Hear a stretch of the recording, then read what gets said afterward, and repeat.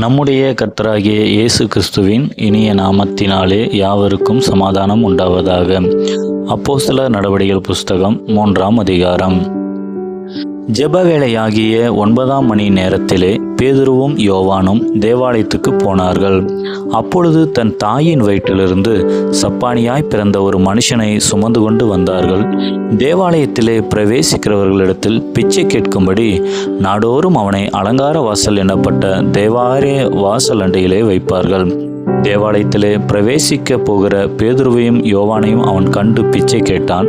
பேதுருவும் யோவானும் அவனை உற்று பார்த்து, எங்களை நோக்கி பார் என்றார்கள். அவன் அவர்களிடத்தில் ஏதாகிலும் கிடைக்கும் என்று எண்ணி அவர்களை நோக்கி பார்த்தான். அப்பொழுது பேதுரு, வெள்ளியும் பொன்னும் என்னிடத்தில் இல்லை, என்னிடத்தில் உள்ளதை உனக்கு தருகிறேன். நசரேயனாகிய இயேசு கிறிஸ்துவின் நாமத்தினாலே நீ எழுந்து நட என்று சொல்லி வலது கையினால் அவனை பிடித்து தூக்கிவிட்டான். உடனே அவனுடைய கால்களும் கரடுகளும் பெலன் கொண்டது. அவன் குதித்தெழுந்து நின்று நடந்தான். நடந்து குதித்து தேவனை துதித்து கொண்டு அவர்களுடனே கூட தேவாலயத்துக்குள் பிரவேசித்தான். அவன் நடக்கிறதையும் தேவனை துதிக்கிறதையும் ஜனங்கள் எல்லாரும் கண்டு, தேவாலயத்தின் அலங்கார வாசல் அண்டையிலே பிச்சை கேட்க உட்கார்ந்திருந்தவன் இவன்தான் என்று அறிந்து அவனுக்கு சம்பவித்ததை குறித்து மிகவும் ஆச்சரியப்பட்டு பிரமித்தார்கள். குணமாக்கப்பட்ட சப்பானி பேதுருவையும் யோவானையும் பற்றி கொண்டிருக்கையில் ஜனங்கள் எல்லாரும் பிரமித்து சாலமோன் மண்டபம் என்னப்பட்ட மண்டபத்திலே அவர்களிடத்திற்கு ஓடி வந்தார்கள். பேதுரு அதை கண்டு ஜனங்களை நோக்கி, இஸ்ரவேலரே, இதை குறித்து நீங்கள் ஆச்சரியப்படுகிறதென்ன? நாங்கள் எங்கள் சுய சக்தியினாலாவது எங்கள் சுய பக்தியினாலாவது இவனை நடக்க பண்ணினோம் என்று நீங்கள் எங்களை நோக்கி பார்க்கிறதென்ன?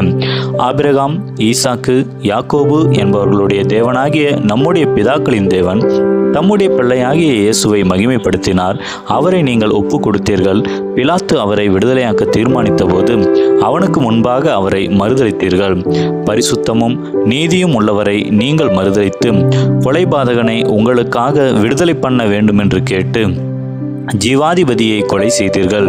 அவரை தேவன் மரித்தோரிலிருந்து எழுப்பினார். அதற்கு நாங்கள் சாட்சிகளாய் இருக்கிறோம். அவருடைய நாமத்தை பற்றும் விசுவாசத்தினாலே அவருடைய நாமமே நீங்கள் பார்த்து அறிந்திருக்கிற இவனை பலப்படுத்தினது. அவரால் உண்டாகிய விசுவாசமே உங்கள் எல்லாருக்கும் முன்பாக இந்த சர்வாங்க சுகத்தை இவனுக்கு கொடுத்தது. சகோதரரே, நீங்களும் உங்கள் அதிகாரிகளும் அறியாமையினாலே இதை செய்தீர்கள் என்று அறிந்திருக்கிறேன். கிறிஸ்து பாடுபட வேண்டுமென்று தேவன் தம்முடைய தீர்க்கதரிசிகள் எல்லாருடைய வாக்கினாலும் முன் அறிவித்தவைகளை இவ்விதமாய் நிறைவேற்றினார். ஆனபடியினாலே கர்த்தருடைய சன்னிதானத்திலிருந்து இளைப்பாறுதலின் காலங்கள் வரும்படிக்கும் முன்னே குறிக்கப்பட்ட இயேசு கிறிஸ்துவை அவர் உங்களிடத்தில் அனுப்பும்படிக்கும் உங்கள் பாவங்கள் நிவர்த்தி செய்யப்படும் பொருட்டு நீங்கள் மனந்திரும்பி குணப்படுங்கள். உலகத் தோற்றம் முதல் தேவன் தம்முடைய பரிசுத்த தீர்க்கதரிசிகள் எல்லாருடைய வாக்கினாலும் உரைத்தவைகள் எல்லாம் நிறைவேறி தீருங்காலங்கள் வருமளவும் பரலோகம் அவரை ஏற்றுக்கொள்ள வேண்டும். மோசே பிதாக்களை நோக்கி, உங்கள் தேவனாகிய கர்த்தர் என்னைப் போல ஒரு தீர்க்கதரிசி உங்களுக்காக உங்கள் சகோதரிலிருந்து எழும்ப பண்ணுவார். அவர் உங்களுக்கு சொல்லும் எல்லாவற்றிலும் அவருக்கு செவி கொடுப்பீர்களாக.